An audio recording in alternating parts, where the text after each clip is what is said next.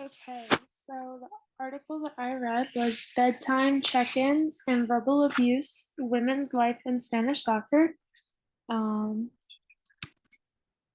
so the article summary, um, this article talks about a couple of different experiences of women working for the national team in Spain.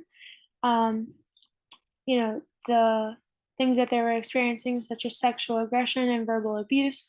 Not only the women competing, but also the women working um, in the offices and working with the coaches and managers and even the officials for the league.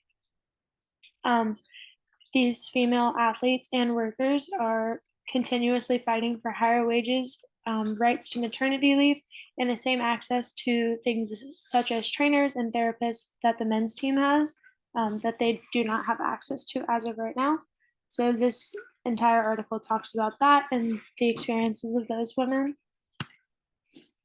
The relative course concepts that I picked was chapter 12, violence against women, and chapter 2, gender, status, and power. I just think those tie really well into what is talked about in this article. So, chapter 12, violence against women. This article brings out an experience of sexual violence in this organization. This is shown by a male coach that forcibly kisses one of his players after winning a game. This was later investigated and came to be a very big lawsuit against not only the um, organization but also the coach himself. So he faced a lot of charges for that.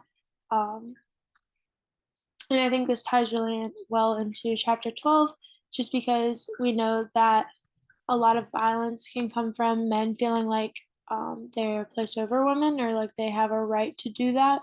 And obviously, that was what got in the way here, as he was a coach or in a leadership position with girls who were younger than him.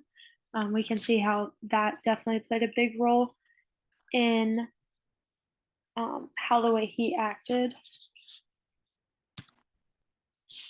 Um, Chapter 2, gender, status, and power. I thought this article showed like some of the things that were experienced by women in this field because it is so dominated by men. They were looked down upon as far as handling responsibility and power. Um, we also know that the maternity leave, she was not granted. Um, One of the workers, I can't pronounce her name, I'm sorry. um, she was not granted her maternity leave, but also after continuously working, um, she was told that she needed to set an example by devoting herself to her maternity and raising her child. But we know that earlier she was not granted that maternity leave.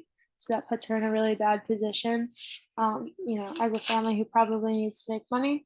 So we can see how chapter 2 can really tie in here, as many women are just put into a box in the workplace, and how there's certain expectations in the workplace, but also certain expectations at home, and how those can really start to clash if people don't um, start to allow women the rights that they deserve.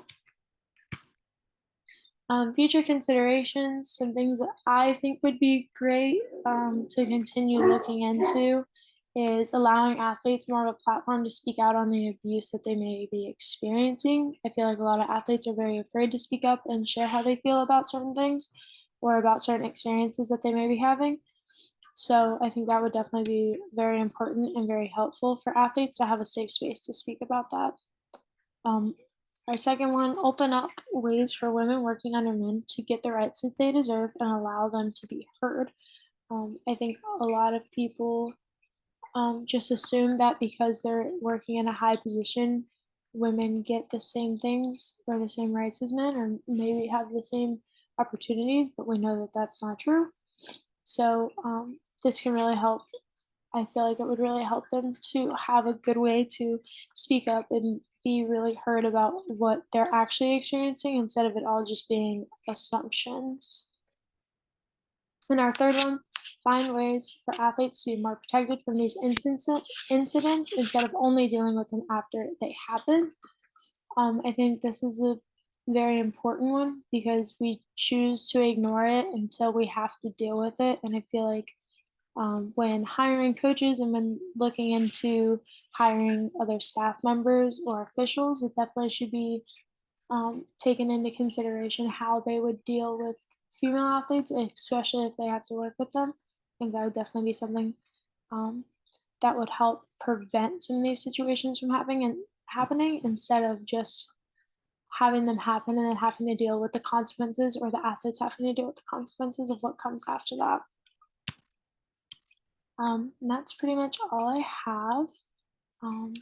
So yeah, thank you.